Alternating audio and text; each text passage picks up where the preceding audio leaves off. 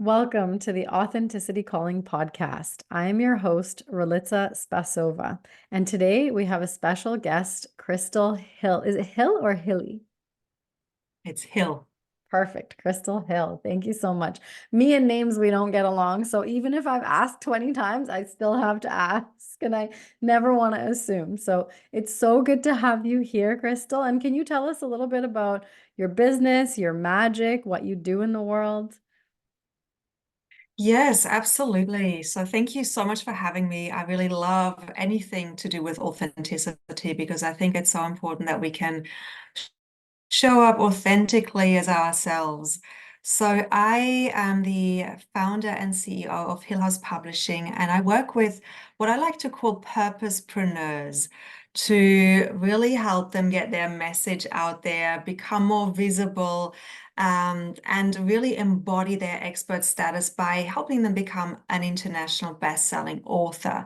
And I do this both with solo books, guiding people from the conception of their book all the way to writing their story and then publishing it. And also for those who don't have the time or just want to dip their toes into this publishing world, I offer collaboration books as well, where they can write a chapter to a particular book, a particular theme that is guided and given feedback. And really, yeah, I really love creating nurturing sacred containers for all of the authors that I work with so that they can have a personal transformation while they're contributing to the world for their professional expansion.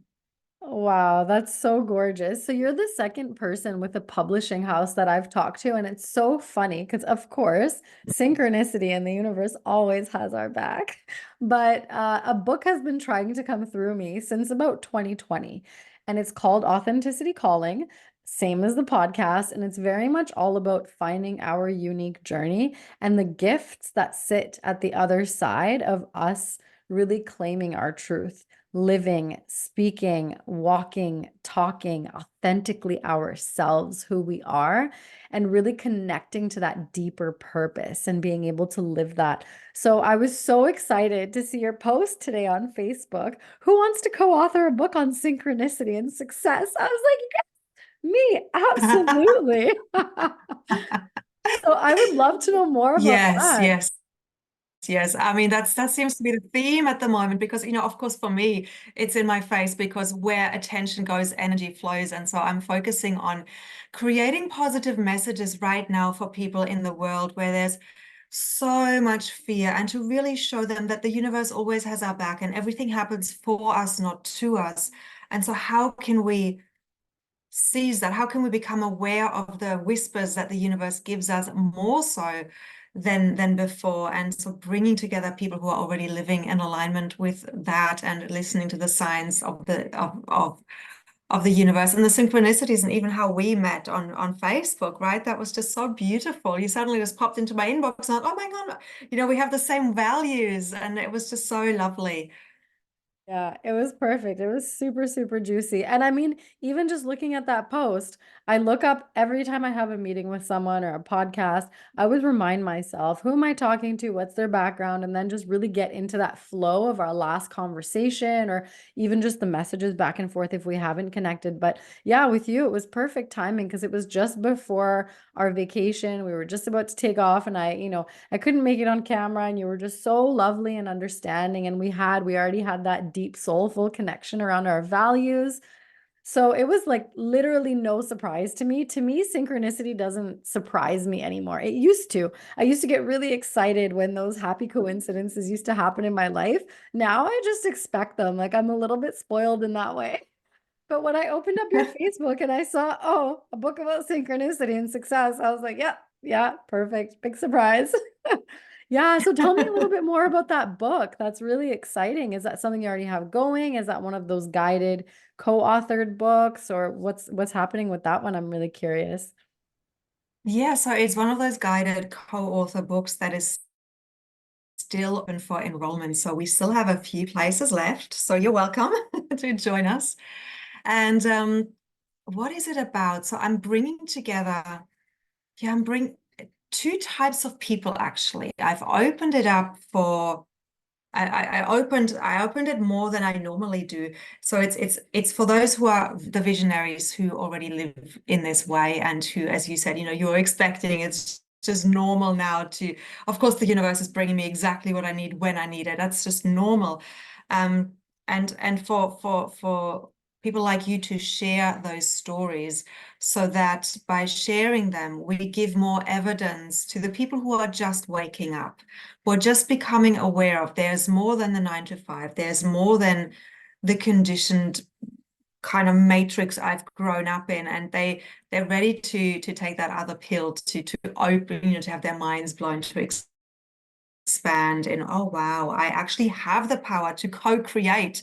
Because that's the thing, right? With all of the fear mongering that's going on in the media and all of the catastrophes that are happening around us, it could be so easy to just buy into that. And how do we pull out, keep pulling ourselves out of the narrative that we're being fed, and just tap into a different narrative where we are the creators of our reality, where we remember that we are the power and the presence of the universe, that we're infinite consciousness, infinite wisdom, infinite abundance. That And is so so that's what I want to gorgeous. share. Yeah, that is so, so gorgeous. So it's really interesting that you say that. Part of it, I started to laugh a second ago because you said it's that pill. I'm like, my mentor coach used to say, you have the spiritual pill. You should just market your work that way. And I'm like, oh, it's a little bit close to healthcare. I should stay away from it. But it's so funny because I come from a background in medicine, and I've realized through coaching how much of our process of health or lack of health has to do with us really being in integrity with ourselves. And so with everything going on in the world, sometimes I feel guilty for not talking more about it, for not sharing, or even diving into the news and like finding out more detail what's going on. I know that I'm not going to get the truth from watching the news. And so it's not ignorance is bliss, but in a way, ignorance is bliss, because for me, I know that energetically, to me it's very strong. My energy tends to go where healing is needed. And at this moment, I just don't have the capacity to do my purpose and calling, which is to maintain a higher frequency and call people forward to be able to uplift that energy in the world, versus go to those places that really need deep healing, but in a big way. And so I'm always curious, like, where are the healing circles? Where are people coming together, to send that good energy, but not get drained by it? Because it's one of those things. This is just what's coming through me now. This wasn't my intention with this conversation. Where it headed is totally like divine consciousness coming through me. But yeah, are you involved in any of those healing circles where it's like you're sending that good positive energy and light, but not getting lost in that fear mongering, like you said, in that negativity? Like, how do we collectively do that without getting sucked in? It's a good question. And actually, I don't have any groups at the moment where I'm participating and doing that. I do it in my own way every morning, to kind of, like you, just making sure that my vibration is just the highest it can be. And if there's any fear, I'm actually very dedicated at this point in time to catch it, to dive into it, to feel into it, to excavate it so it can fully come to the surface, and then to accept it and to remind it that that is not the true me, and that is not the truth, and it's a creation of my consciousness that I've created for whatever experience I needed. And so that's my personal practice at the moment. And it's amazing, the subtleties. I'm really excited. It's like doing detective work. What else is there? Oh, and then something else comes, like, oh, okay. And then releasing that. It's not, sometimes it's not fun, I have to say, right? But generally I feel like that is because I know I'm not at the front. I'm not a front runner. I'm not somebody who's a freedom fighter externally. I'm here. I'm the priestess holding the vibration in the temple, and that's my role. So the biggest service I can give to humanity right now is to really do my work, so that I'm the purest channel that I can be. Oof, I love that. What a gorgeous, beautiful calling. And I love your clarity and also your process. It's very similar to the way that I learned coaching is sort of that awareness, acceptance, and then aligned action. It's not that push through mentality. It's not that, oh, bypass your fears, bypass your worries, just keep doing the thing, oh, your body's tired. It's okay, just push through. Like, we're not doing that anymore. We're at the conscious space where yeah, we're gonna take the time, we're gonna sit back. And it's so funny because the last few days, I was actually on a call last night with a client and I said, I'm really grateful for being sick right now. And she was like, what? What do you mean? And I said, it's funny because I've been noticing that calling to slow down because it is something that I grew up with. I grew up with a mom who was very much like in all the things, go, go, go, never slows down. We were on vacation together with my son and with her. And so it's funny because we got back from vacation and my son said, we didn't have a single day of vacation. We didn't stop moving and going. And I thought, it's so funny to be between these two very different people consciously. And my body is forcing me now to slow down. And I was forced to reflect on those parts of me that really are not authentically me. They're not my sovereign being in the way that I am meant to show up in the world. And so our body is just so wise that it slows us down. If we don't listen, we'll be forced to listen, And it was one of Yes. those moments of recognition. Again, life happens for you, everything happens for you. And even when I'm in a meeting and my son's kind of like bopping around in the background, he's really loud, having that acceptance to say, come and sit on my lap and say hello, he'll always have a message or something to say, or my client will have an awareness in that moment, or the conversation wasn't meant to keep going where it was going because my client wasn't ready to hear whatever it was that was happening. Like it's just everything happens in such perfect alignment that I feel like synchronicities are everywhere. We just fail to recognize, acknowledge, and appreciate them. And so that's where, my practice, it reminds me of Peace is the Way by Deepak Chopra, which is a Mhm. very low cost course that everyone can take online. But his message is basically the way to create peace in the world is to create peace within ourselves. And if every single person can do that, and then he's in the future, he's going to have peace ambassadors that have taken the course and really want to spread this message and spread their capacity of holding that peace. But it's exactly what you said. Our world needs those light fighters, but then also light holders. And it's such a powerful thing. And it's not easy. Like you said, it's not easy all the time. It can be tough. It can be challenging. Like we all have our triggers, our traumas, our experiences in life. We're all human beings doing the thing. Yeah, so I'm so curious to find out where you came from and then how did you get here? What did you kind of have to work through to be living your purpose? Because it's so clear that you're doing what you're meant to be doing in this world. Mm. Yeah. Thank you. Yeah, like I loved what you just shared, all of it. So my journey, I always take my clients through a process and it's a guided journey to really identify what is their core purpose. Like if they had to put it in one sentence, what is their from to statement? What's the journey? Where they're coming from, where they're going in terms of their values. And it's based on something Dr. John DiMartini speaks about. He says your voids become your values. That which you perceived as absent in your life as a child is that which you strive for.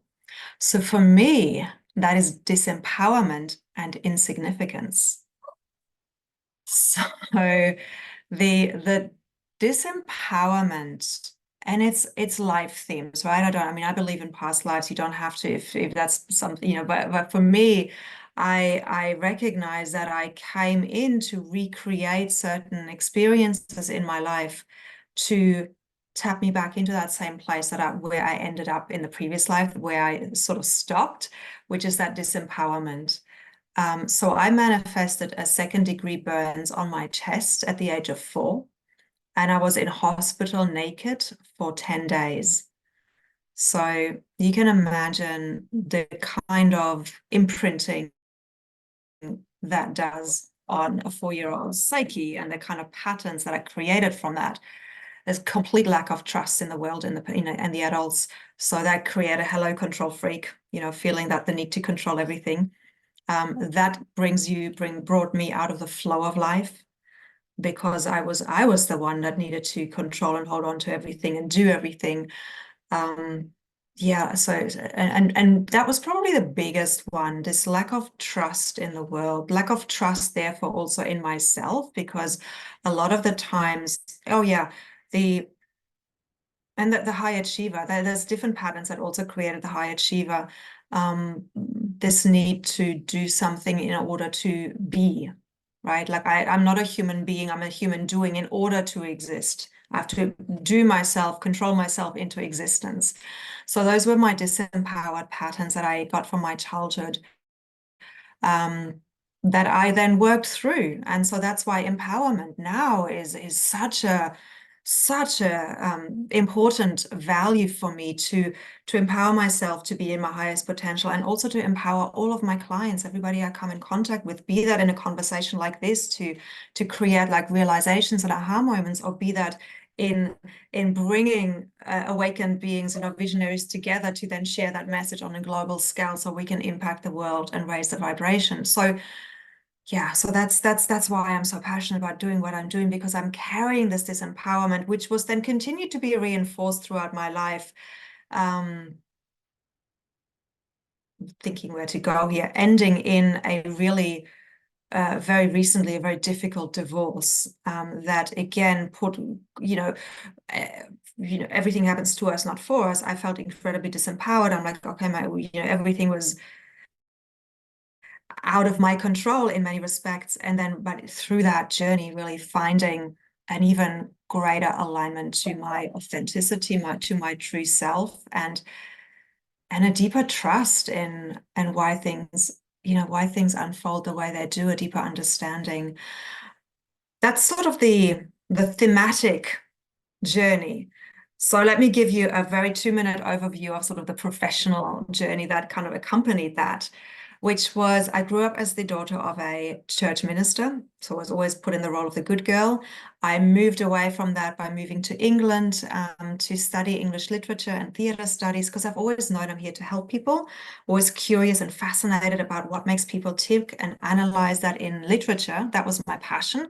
And then I brought that alive on stage, sort of mastering or training my leadership skills of how do I lead people, how do I get the best out of people. And I did that in a creative environment, like in the theatre world, which was a lot of fun. Then that door closed, and I had a divorce, my first divorce, and nothing opened up again. I was doing exactly the same things. I'm like, what is going on? Like, universe, show me. Am I even still meant to be here? So suddenly I got it. I'm not meant to be in England anymore. And then I asked, well, where am I meant to be? I'm not learning a new language. I'm not going back to Germany. So show me. So I had very clear conditions on the universe. And then the synchronicities came in. Suddenly, 2 of my best friends traveled to Australia. I was ending up temping for an Australian or New Zealand company. And as if that wasn't enough, I had a literal dream where I was flying in an airplane, and then I heard this voice, we were landing. It's like, welcome to Australia. And in that moment, my alarm goes off. It's like, welcome to Australia. Did Time you to hear go. that? Like, okay, I'm listening. So yeah, time to go. Let's do this. You asked, here's your answer. Just act on it. You've seen it. We've given it. You've got to act now. I'm like, okay, I'll do it. So and again, it's a longer story, but I didn't have the money, and then I found the money, and then yeah. So I ended up here in 2006, here being Australia, found life coaching, so I didn't want to go back into theatre. I was like, oh no, this is how I'm meant to help people. So I did life coaching, NLP, and became a Tantra teacher as well. And I was working with women to help them really, empower them into their feminine essence, and help them to be embodied in their life force energy. So did that. We did, with my ex-husband, we did tours to Egypt, and I ran goddess retreats, and then COVID. Oh, and a lot of Tantra workshops, becoming a speaker at all the festivals here in Australia and the Tantra festivals. And then COVID shut all of that down. And then it was time to reinvent again. Initially, I thought I was just going to coach I was really passionate about this witch wound, people not speaking their truth. There was so much misinformation out there, and so many people finding it hard to actually share what they were aware of. Like, there's the witch wound, we need to get rid of that. But that wasn't my path. My path was I was in 2 multi-author books at the time and really loved the collaboration with the others. I loved reflecting on my journey in this format of a chapter that I knew would be published. So really reflecting and imparting my wisdom and to become a published author, to become a publisher and learn how to do this, I had the full body tingles, and then realized that that was another way in which I could empower people and make a bigger impact by bringing the coaches and the healers and the way showers together to amplify the Wow. empowerment and create Yeah. a ripple effect around the world. Wow, that is it. The truth chills. I call them the truth chills when truth just comes over you and you Yes. cannot deny it anymore. Yeah. Yeah. And do you Um, find sometimes like your mind doesn't quite understand, like your mind is surprised? Like my mind was completely surprised in that moment. I was like, really? Okay. But it feels good, but it Yeah. doesn't make sense. Yeah, yeah, yeah. So that's what I try to remind my clients too. And there's so much of what you said that I would love to like dive back into, but we'll be talking for 10 hours if we do. First of all, congratulations on your divorce. I always congratulate people on knowing what's out of alignment and being able to walk away. Similarly to moving, I think change is really difficult for a lot of people. There's a lot of change resistance. I've been moving my whole life. So for me, moving is like so easy. However, I know for a lot of people that's very challenging. And whether it's moving locations, moving from relationships, moving from, careers, it's one of those things. It's Barack Obama, I think, so I don't know where it originally came from, but he says the only constant that we have is change. Everything's going to change, whether you go with it or not. We're all going to get older. Everything is constantly changing. And so it's really interesting. Congratulations on your entire journey, on trusting your truth. What would you share with somebody who is at this initial awakening, who's listening to this? Obviously, they're in some synchronistic state to be finding themselves to this podcast.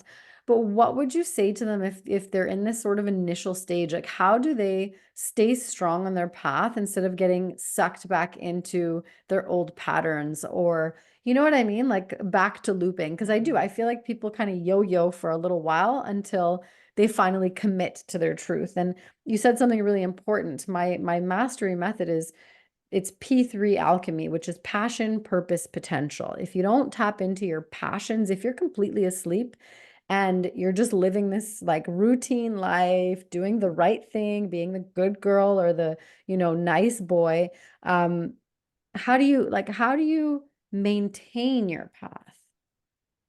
It's a great question. The first thing that comes to mind is to pause. Mm, We're so used to reacting to life and to reacting quickly. Like if we are a recovering people pleaser, mm, the tendency is to say yes straight away. And that then gets us back into an old pattern, right? So it's to pause and to feel and to slow down enough so you can feel your body wisdom mm. rather than and really tapping, getting out of the head and just tapping into that body. Does it feel good? This is what you were saying, right? Following the passion. Yeah, If somebody asks me out for dinner and I'm really exhausted, but it's my best friend and I don't want to let them down, does it feel good? yeah, No, it actually doesn't. I just want to curl up in bed and watch a movie, yeah. right? And that's not a selfish thing to listen to what feels good and to put yourself first. It's one of the most selfless things you can do, because otherwise you go and you show up half there. You don't really want to be there. You're not completely, present with the conversation. They don't get the best of you. You don't get the best of you. And then the next day you're exhausted. It's not good for anybody. And it's so funny because I had this conversation with someone yesterday and we were talking about codependency and we were talking about,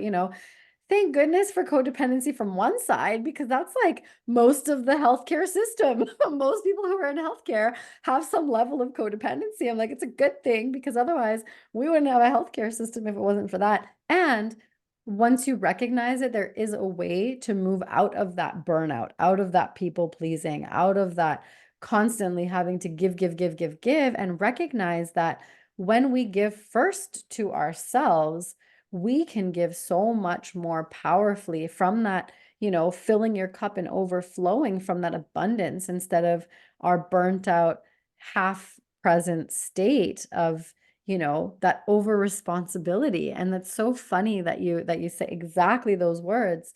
So yeah, slowing down and pausing and taking a beat. And the other thing I teach is embodied decision making, which is exactly what you said. Mm. Slowing down to listen to your body, to really tap into the wisdom of what's beyond our mind, what is in our body is connected to everything. And so that slowing down is so juicy because we get to tap into that self. And so I'm just really curious about like the tantra and the feminine embodiment and all of that work. I'd love to hear a little bit more about that if you don't mind sharing, because that's a big part of the mastermind that I have now is teaching and supporting and holding the space for that falling in, for that receiving, for that being able to tap into our intuition and really lead with what comes through instead of what our mind tells us, and that structured like planning, organizing, doing all the time, really falling into the being. So if there's any wisdom that you'd like to share there, I think it would be Mhm. very juicy. Actually, before I go there, the other thing that came to mind for me in terms of how do we claim our sovereignty back, how do we claim our power back, is a mentor once said to me, no is a complete sentence, and you have the permission to change your mind. Because, we can say yes to something and then suddenly it doesn't feel good anymore. And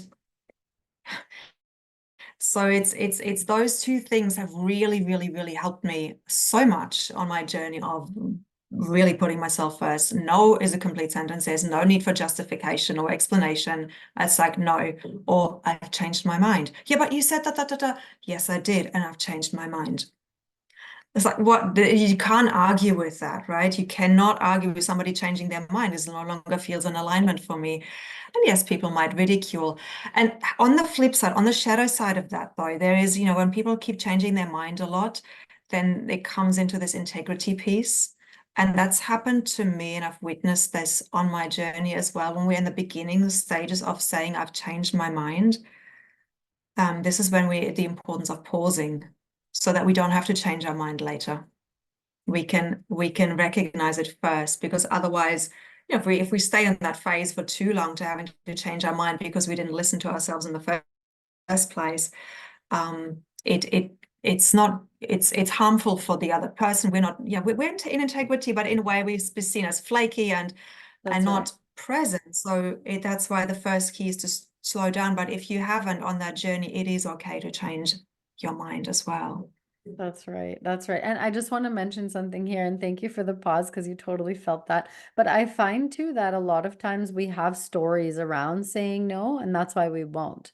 However, when we speak our direct truth without the story, without the explanation, without making excuses, without having to over explain, but we're really just open and transparent and sometimes vulnerable to say, you know what? This doesn't really feel right for me. Maybe in a month, get back to me. Or, this is really out of alignment with my values. These are my values. That's your chance to really express your truth. And I think for people who are not accustomed to doing that, it's a beautiful sort of curiosity and I think way to approach the world.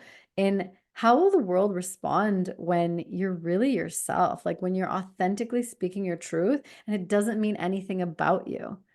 And it's so beautiful because every single time, every single one of my clients that I've encouraged them to just speak their truth without the story, every time they've come back and they've said, "Did you just wave a magic wand? Like, I don't understand how that happened. This person's personality would never be so understanding, but I just said what it was." I said, "Yeah, because when we don't speak our direct truth, when we have a story around it, people are responding to the story, not the truth. They're responding to the layers, which the layers are not your truth. They're the story that you're telling the person because you're preparing for the reaction, which is already negative. So it's so funny. It's like this trust that we have with Yeah. others in the universe. It's just, oh, it's so juicy. Yeah, it's incredible. It's incredible.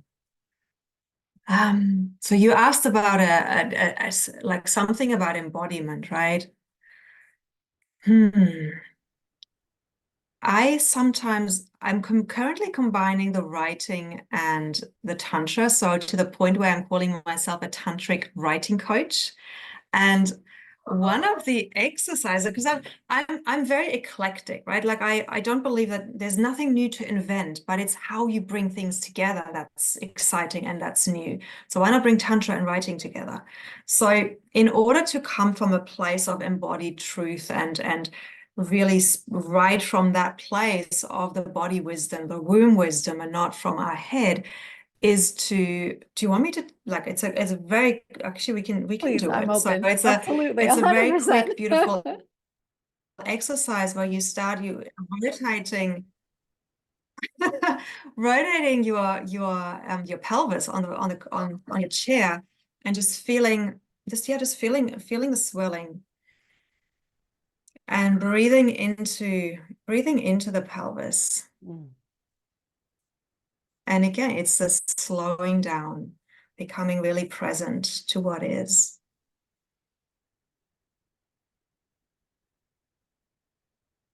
And bringing all of your attention down to that pelvic floor, that seat of our creativity, our womb wisdom. And then slowing the movements down, but keeping the visualization of the movement alive.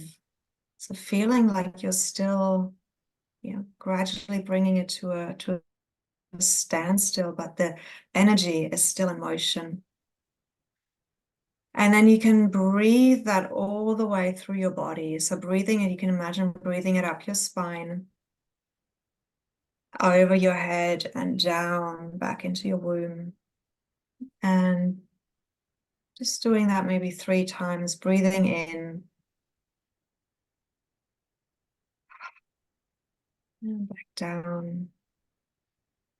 And visualizing as you do that, that you're just, that energy, that life force energy is opening your channel, opening you through all the chakras.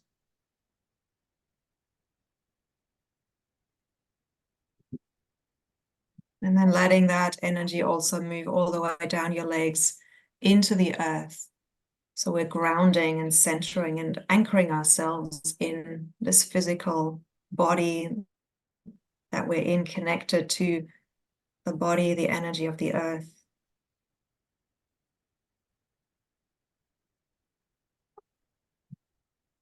And then if you want, you can also just open it up to the heavens, open it up to the universe from that place, just visualizing your crown opening and allowing yourself to receive the highest vibration, golden white light, whatever there is for you to receive in this moment, and then bringing that into your heart. Taking one more deep breath here. And then gently coming back and opening your eyes.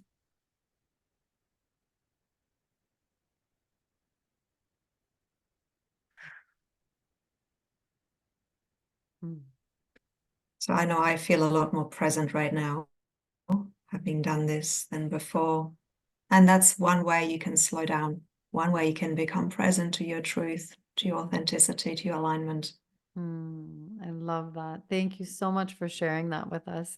It's very similar to the grounding meditation that I take my clients through, but without the womb part. So I thought that was actually for me very grounding, very presencing into my body, very honoring actually. Because I feel like so much of the day, well, so much of our lives, we bypass like that life force of presence in our womb. And yeah, that was just wow. That was powerful. And so if we were writing together, because that was the grounding, would you have prompts to start off the writing process? And that's Absolutely. So from this place, then I do take my clients into a stream of consciousness writing that is, let's say we talked about, the void value statement, like that's often a starting point. Let's just channel or allow ourselves to see what wants to come through about the voids that you had in your life and the values that created that lead into the purpose work that you do now, and Mm, just doing that for 20 minutes and seeing what comes. It's very, very powerful. Because that we're is often when we gorgeous. write from that place, we surprise ourselves. We Yeah, really like, it's amazing what can come out and through, and the rhythm and the poetry and the metaphors is like, oh my God, I didn't realize I was, because normally, like from my head, I can't come up with metaphors, but when I'm in that flow, they just pour out. that's right. Well, it's Um, streaming yeah. consciousness. That's what I say, a lot of times when sorry, I had to sit down for that practice. It was beautiful. But a lot of times when I talk, to my clients and I talk about my writing, it's not my writing. It's just literally coming through me. And a lot of times it comes through when I'm on flights, when I'm 30,000 feet in the sky and I'm nowhere near other humans, that's when it comes through for me. And so it is really different when we're streaming consciousness versus writing from that mental place of what we think we should write.